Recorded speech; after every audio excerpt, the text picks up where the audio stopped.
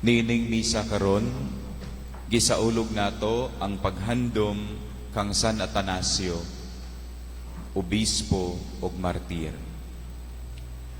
Mga igsuon, diha sa ebanghelyo karon, si Jesus nag-awhag kanato sa pagpabilin kanunay diha sa iyang gugma, ang gugma sa Dios.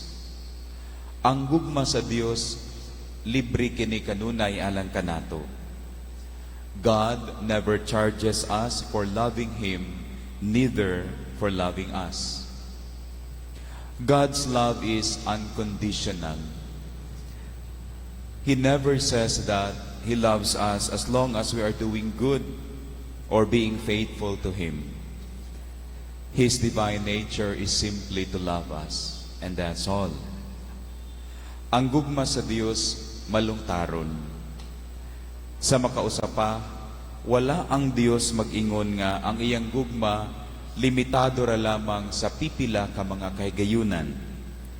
Hinunua, siya mipasalig nga ang iyang gugma kanato mulungtad hangtod sa katapusan sa panahon.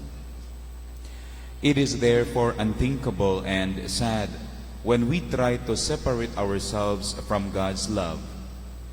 Around us are millions of reminders of God's love for us, like the sky, the air, the mountains, the sea, flowers, the trees, friends, the church, and many more.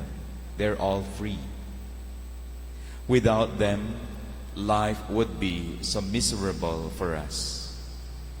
Kining tanan, gihatag sa Dios nga ri kanato tungod sa iyang dakong gugma alang kanatong tanan. Sa katapusan, mga igsoon, agig tubag sa dakong gugma sa Dios nga ri kanato, paningkamutan usab unta nato ang pagpuyo sa iyang mga kasuguan diha sa atong inadlaw-adlaw nga pagkinabuhi dinhi sa yuta. Tungod kay mao man gayud kini ang giingon ni Jesus diha sa ebanghelyo karon. Juan 15 tudling 10. Kung tumano ninyo ang akong mga sugo, magpabilin kamo sa akong gugma, ingon nga ako nagtuman sa mga sugo sa akong amahan ug nagpabilin sa iyang gugma. Amen.